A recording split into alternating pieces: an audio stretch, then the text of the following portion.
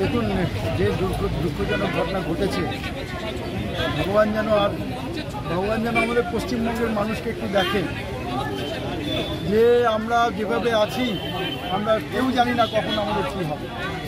আজকে যেরকম আরজি করের মতো একটা প্রেস্টিজিয়াস ইনস্টিটিউট, যেটা আমাদের পশ্চিমবঙ্গ কেন ভারতবর্ষের মধ্যে অন্যতম পুরনো একটা কলেজ, এবং যার মাধ্যমে হাজার হাজার ডাক্তার, ভালো ভালো ডাক্তার তৈরি সারা দুনিয়াতে চাকরি দিয়েছে। আমি কেউ ডাক্তার, আমি জানি সেটা। তাকে যেভাবে মেলাইন করে যেভাবে নিচে নামিয়ে নিয়ে গেছে এই টিএমসি সরকার, আমরা তার প্রতিবাদে তাদের ধিক্কার জানাই। আজকে হাজার হাজার মা বোনেরা তাদের বোনের, তাদের কারো মেয়ের মতো তার মেয়েকে হারিয়েছে। আজকে যেভাবে আছে আরজি করে একটা পিজিটি, আমার মেয়েও পিজিটি, আমি জানি কি বেদনা একটা বাবা মা।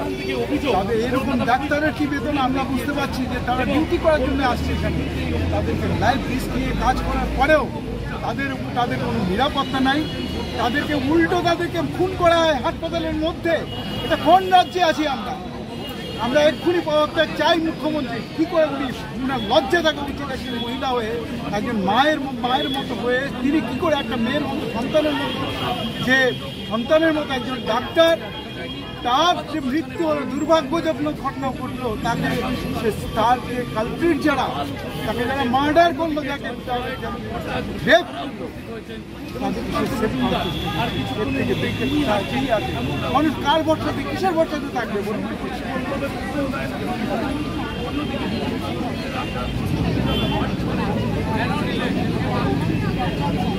চক্রান্ত। তাহলে তার পুলিশ কি করছিল সেই সময়? 40 মিনিট লাগে এখান থেকে এখানে, কলকাতা থেকে এখানে, দিল্লি পর্যন্ত এখানেই বসেছিলেন। তার মুখে বড় বড় লেকচার শুনছি আমরা, যে আমরা সব কিছু করছি, আমরা অনেক কিছু করছি। আরে অনেক কিছু যদি করতে পারেন, তাহলে আপনার পুলিশকে কেন হাসপাতালের সিস্টারদের আশ্রয় নিতে হয়? কোথায় পুলিশ প্রোটেকশন দেবে? কোথায় আমাদের স্টাফদেরকে, আমাদের নার্সিং স্টাফদের, আমাদের ডাক্তারদেরকে প্রোটেকশন নিতে হয়, প্রোটেক্ট করতে হয় পুলিশদের? কোথায় আছে আমাদের? তাহলে পুলিশ কিসের জন্য? নির্লজ্জের মতো কথা বলে। 40 মিনিট ধরে তাদেরকে ডকুমেন্টগুলোকে করার জন্য, ভ্যান্ডালাইজ করার জন্য তাদেরকে পাঠানো হলো, ডকুমেন্টকে উড়িয়ে দেওয়ার জন্য, তার নষ্ট করার জন্য তাদেরকে পাঠানো হলো। পরিকল্পিতভাবে এরকম করেছে। আজকে এখানে আমরা ধর্ণা মঞ্চে এখানে বসার কথা ছিল। আজকে দেখেছেন কেন এরকম করতে দেবো না? এটা কি স্বাধীন দেশ? এটা কি গণতান্ত্রিক দেশ? আজকে 15ই আগস্টের মতো দিনে আপনারা এরকম কান্নাটা করলেন। আজকে আমরা কোথায়? আজকে আনন্দে থাকতো পশ্চিমবঙ্গের মানুষ, সেখানে রাত্রিবেলায়, দিনের বেলা, সারাদিন ধরে মানুষের প্রতিবাদে মুখরিত হয়ে গেছে।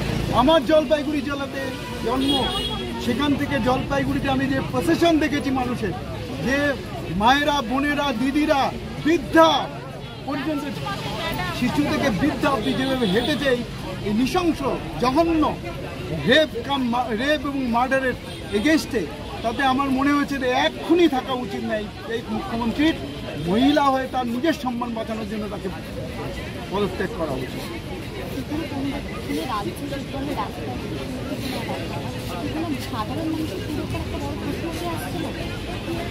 ডাক্তারদেরকে যেভাবে কি অবস্থার মধ্যে কাজ করতে হয় আমি প্রত্যেক দিন আমি জানি। হাসপাতালে কি অবস্থা ডাক্তারের, একজন ডাক্তার সঙ্গে ডাক্তার ঠিকমতো রিক্রুট করা হয় না।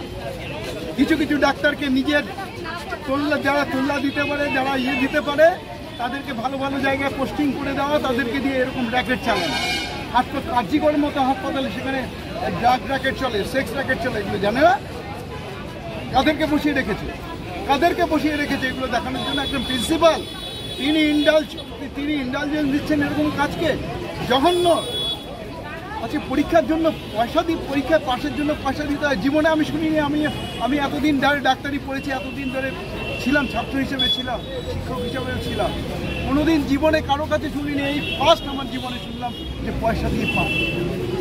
নিয়ে গেছে আমাদের ডাক্তারি প্রফেশন, একটা নোবেল প্রফেশন, সেখানে এরকম ঘটনা হঠাৎ কেউ এক্সপেক্ট করতে পারে? মানুষের কোথায় কি ভাববে, মানুষ কোথায় যাবে, কার কাছে যাবে? প্রিন্সিপাল সে এইভাবে ইন্ডালজ করেছে, এরকম ঘটনাগুলো ঘটিয়েছে।